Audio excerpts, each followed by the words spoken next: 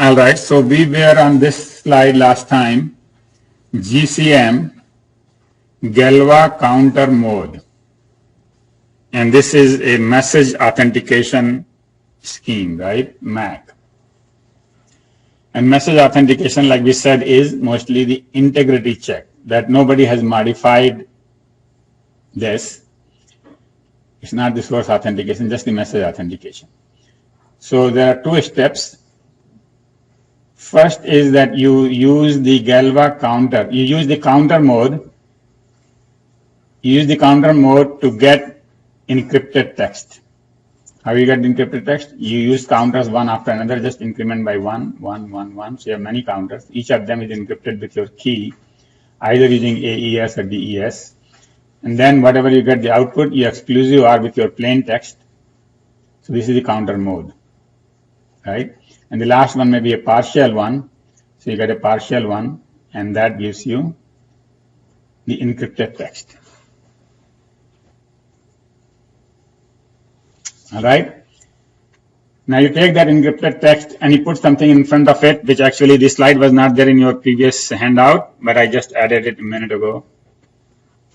And this is in the book, so actually you can find this slide, this picture. But basically, you after the counter mode,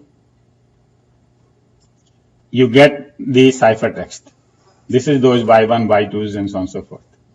You put something in front of it and some zeros to make it multiple of whatever you need to make multiple of it, and you make zeros at the end and the length and so on and so forth.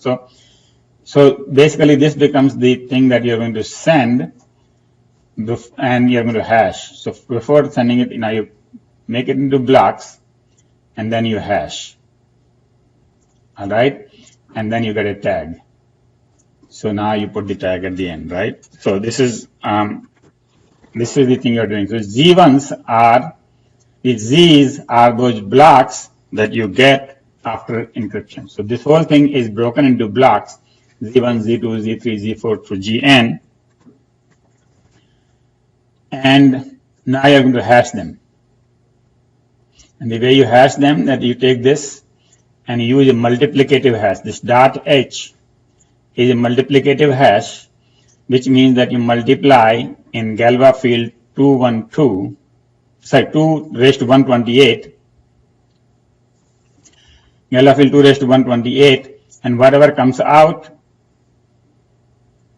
you take it to the next one, exclusive OR, hash, whatever comes out, you take the next one, exclusive OR and hash.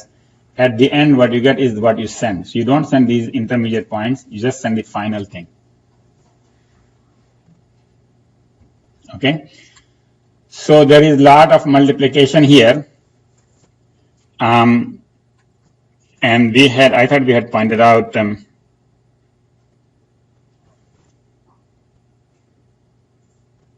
so this multiplication was maybe not used in the GMAC. I'm not sure which kind of multiplication is used, but here in the GMAC, hash key H is obtained by encrypting the key, encrypting the zeros with a key. So by encrypting the zeros, 128 zeros with a key, you get something which would actually be the size of your encryption. So it could be AES 128 or it could be DES 64-bit or whatever. So basically whatever you get, that is your hash value, and that is what you multiply here. You express that as a polynomial and then multiply using this Galois field, which means that this will also have a polynomial specified which is not listed here. So basically, so you will multiply that in this Galois field,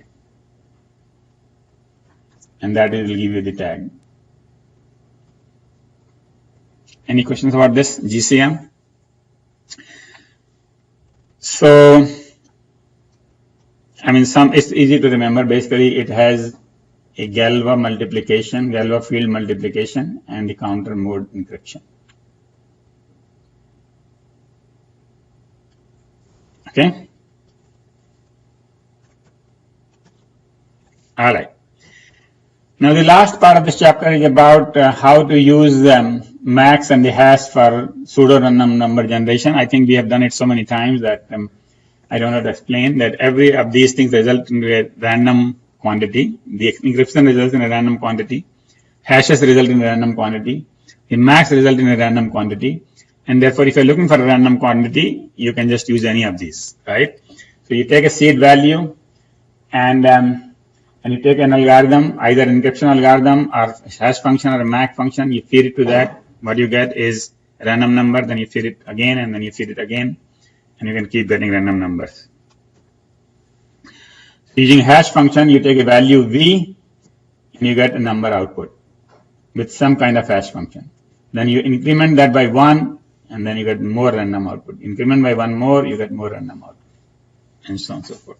So that would be how you will get a pseudo random number using a hash function. Using a mac, similar thing. You take a value, initial value v, and do the hmac on it, you get output. Now, we could do that v plus 1, or we could just feed it back. So both possibilities are there. You could just feed it back and then get new random quantities. So that brings us to the end of this chapter. And 6 key points that we learned in this chapter are, first of all, the message authentication means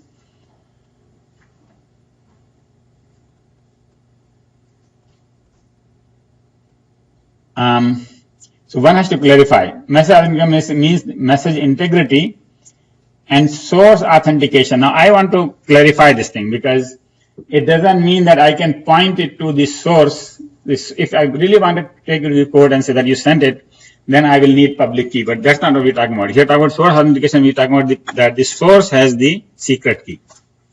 That's all we can say. That it did not come from the random world. It came from you because you have the secret key. But you could say that somebody else might have had the secret key also and things like that. So this is that kind of source authentication is that with this MAC thing, we can say that it has not been modified and that whoever generated it had the secret key. So you can be sure that, okay, it came from your department or it came from your boss or it came from somebody who had the secret key. All right, with or without encryption. So encryption is not part of the MAC authentication. We can add it if you wanted to. Double public key encryption can be used, but complex. So hash with a secret key. So we don't use public key encryption for this purpose because it's just so much computation. So we generate a secret key and then use that for this as well as for encryption. Then we saw a general algorithm called HMAC. Now HMAC is a hashing algorithm, with any hash function.